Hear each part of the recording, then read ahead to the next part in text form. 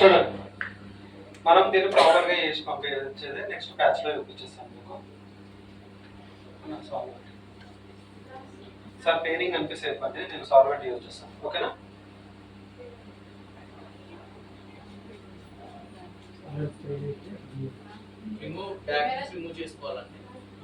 Back side నుంచి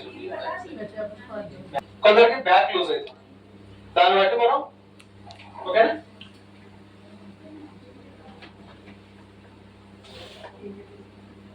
sir paining అనిపిస్తే చెప్పండి సార్.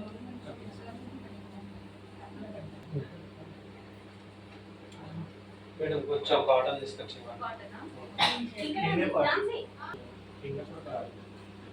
ఇది గమ్ము మెల్టింగ్ లేదు కాబట్టి నేను డైరెక్ట్ చేయబెట్టి తీసేస్తున్నాను.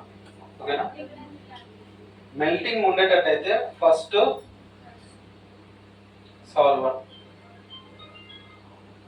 సాల్వెంట్ కదా ఉంటుంది, టేప్ మీద గమ్ ఉంటుంది. టేప్ తీసేసినాక కూడా అప్లై చేయాలి.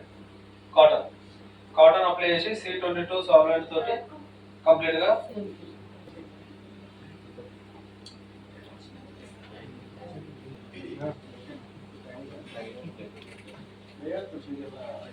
ఇలా కోమింగ్ చేయాలి. కోమింగ్ చేసేసి వాటర్ వాష్ చేసిన తర్వాత కండిషనర్ అప్లై చేసి 5 to 7 minutes వదిలేసినాక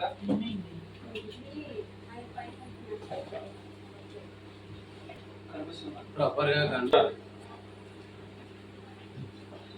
5 to 7 minutes వదిలేసి మంచిగా వాటర్ తోటి వాష్ చేసేసి కండిషనర్ రిమూవ్ అయ్యే వరకు వాష్ చేయాలి. వాష్ చేసేసినాక ఇందాక టవల్ డ్రై చూపించినాను కదా, టవల్ డ్రై చేసేసుకున్నాక లైట్గా బార్డర్ పైన 50% హీట్ తోటి బార్డర్ మీద డ్రై చేసేసుకొని టేపింగ్ కూడా చూపించేసినాను. టేపింగ్ ఈ బార్డర్ మీద రావాలి, హెయిర్ మీద రావద్దు. ఓకేనా? ఇదంతా కంప్లీట్గా ఈ బార్డర్ అయితే ఎలా ఉందో ఆ షేప్లో టేపింగ్ రావాలి. తర్వాత గమ్ ఉన్న వారికి గమ్ అప్లై చేసుకోవాలి. టేపింగ్ మెయింటైన్ చేసే వరకు టేపింగ్ ఫిక్స్ చేసేయాలి. స్కాల్ప్ ప్రొడక్ట్ అయితే మస్తు 10 days వస్తుంది. ఇది 2 to 3 days ఉంటుంది. ఓకే?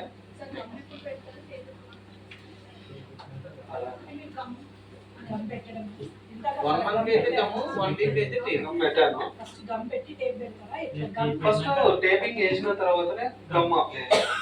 5 minutes 7 minutes డ్రై అయిపోయింది. లేదండి, 5 to 10 days మాత్రమే ప్యాచ్ పెట్టుకోవాలి అన్న వాళ్ళకి గమ్ పెట్టదు, ఓన్లీ టేప్ పెట్టి స్టిక్ చేయాలి. లేదు నాకు ఎక్కువ రోజులు ఉండాలి అన్న వాళ్ళకి టేప్ ప్లస్ గమ్ రెండు పెట్టండి. క్లయింట్ రిక్వైర్మెంట్ బట్టి కన్సల్టేషన్. ఇంకొకటి ఏంటంటే కస్టమర్కి చాలా మంది ఏంటంటే మంత్ వరకు ఉంచుకోరు, కొందరు అయితే 1.5 month వరకు ఉంటారు. అలా డిపెండ్ ఆన్ కస్టమర్.